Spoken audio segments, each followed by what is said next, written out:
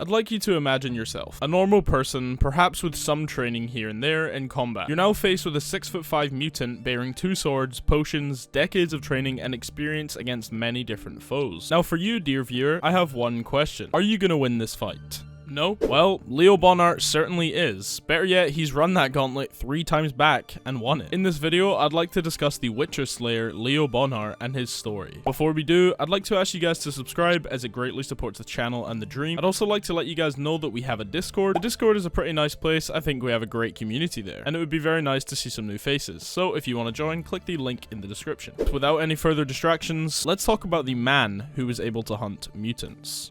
Leo Bonhart is described as being very tall and abnormally thin with a grey mustache, bearing a cold look in his eyes which are compared to that of a fish's. Leo Bonhart used to be a soldier before he became a bounty hunter. Bonhart is also incredibly deranged and enjoys brutality. He's incredibly sadistic and enjoys inflicting pain on other people. Leo Bonhart soldiered from Ebbing. To give you a little insight on Bonhart's surroundings, let's talk a little bit about Ebbing. Ebbing is a state bordering the Great Sea. It has many marshes and swamps much like Velen, which I'm sure you're all familiar with from The Witcher 3. Ebbing is recognized as a self-governing kingdom, but it's very dependent on the Nilfgaardian Empire. The culture in Ebbing is pretty horrendous. Most people live in small towns or villages near the Great Sea. The corruption in this land is great and not anything new whatsoever, meaning there's a lot of corruption that takes place. It really does ring that Velen bell, doesn't it? The reason I bring this up in the first place is to kind of give you an idea of the type of character that Bonhart is. But even Bonhart has his limits, like PDF files. He is generally not a very good person. As I mentioned before, he's very sadistic, but it does seem that Leo Bonhart is aware of morals, or generally what is acceptable. He simply doesn't care, for the most part. My reasoning behind him being outwardly against PDF files is because the Marchioness of Ebbing is outwardly a PDF file, and so is her husband. My takeaway when reading the book was that this disgusted Bonhart. But anyways, let's talk about something more relevant to him killing witchers, that being his skill. Bonhart, of course, is exceptionally skilled with a blade. To preface, in the book canon there are 3 established witcher schools: the School of the Cat, the School of the Wolf, and the School of the Griffin. In the games, of course, there are more, as we got more lore from the games and from the Gwent cards. But alas, Bonhart famously carries one of each of these medallions. He claims to have killed a witcher from each of these schools, and he's so skilled with a blade, in fact, that nobody even questions him. I, on the other hand, have my own doubts about the legitimacy or honor of these duels. But that's another topic for another time. Bonhart's goal in the books is to kill Ciri, perhaps not his personal goal, as he was hired by Stefan Skellen to do this. Incidentally, he was also hired by Baron of Cassaday to capture her alive. Bonhart, we find out later, did neither of these things and instead suited his own interests. This still begs the question, however, how did he even reach Ciri? How did he find her? How did he know how to capture her? Well, at the time, Ciri had fit in with a crowd known as the Rats, a kind of down with the system group that stole from the rich and gave to the poor. Ciri was in love with another woman from the band called Missile. Yes, in love. For all those people that think that The Witcher is going woke because Ciri's gay, she's always been bi. Literally always. Ciri actually has a tattoo referencing Missile on the Rats, which you can see in The Witcher 3 in the sauna scene in Skellige, which I'm sure many of you have seen one too many times for your own good. Ciri ends up leaving and departing from the Rats' company, but returns later upon hearing about Bonhart's plan to kill them. Ciri returns, unfortunately, to see that the Rats have all been slaughtered single-handedly by Bonhart. All but one, being Missile. I'd also like to clarify that it's Missile like mistletoe, the beautiful Christmas thing, and not Missile like ballistic missile. Anyways, back to the video. Bonhart kills Missile in front of Ciri, brutally. Bonhart proceeds to capture Ciri after this and ignore both Baron and Stefan's contracts, keeping Ciri as a personal slave instead. He drugged her with Fistek and beat her brutally. Bonhart observed that Ciri was proficient in combat after a while, and this is actually how Ciri got her steel that she uses in The Witcher 3 called Ziriel. I've both blessed and cursed you with knowledge, as now every single time you look at Ciri's steel sword, you'll think of this monster. After purchasing the sword for her, Bonhart forced her to fight in the arena at Claremont owned by his relative, Huvenagel. Ciri eventually ended up escaping. This wasn't without the help of Neritin Seka, who was actually an infiltrator in Stefan's gang tasked with finding Ciri. Ciri's escape was in the village of Unicorn. Bonhart ended up killing the infiltrator for helping Ciri escape, while one of Bonhart's accomplices, Skellen, wounded Ciri with an Orion. If you're unaware, an Orion is a sun-shaped throwing star, to put it simply. Ciri escaped to Tor Ziriel, or the Tower of the Swallow, and she was now very seriously out of Bonhart's grasp. Not so long after this, Geralt Geralt and co launched an assault on a place called Stiga Castle. This is where the huge battle happened with Vilgefortz. If you'd like a video on that, please do let me know. Leo Bonhart was also present here. Geralt's mission was to rescue Yen and Ciri, and he was successful in doing so. One of Geralt's allies, Cahir, ended up fighting Bonhart in this process, and losing. Ciri later engages in a battle with Bonhart, which is an unwinnable battle, under normal circumstances. Ciri, being very quick-witted, used her surroundings which suited her best, as she had the upper hand on Bonhart in terms of agility. Ciri cut down Bonhart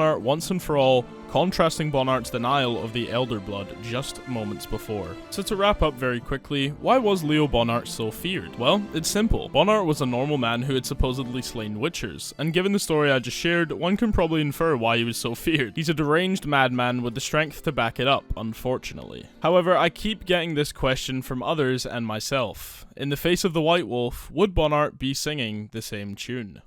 That is going to wrap us up for this video. I know it's a bit of a shorter and I guess less effort video today, but there isn't really much to cover in terms of lore, except for a few niche things. There is huge potential for a large character analysis of Bonhart, which I may make in the future. Please let me know if you guys want to see that. It would probably be around 30 to 40 minutes in length, as there's a lot to analyze when it comes to Bonhart. Kind of a Gunter O'Dim analysis style, which is also coming. However, that is all from me today, and I hope the lore videos are up to standard for you guys. I hope you all have a great day and take care. Love.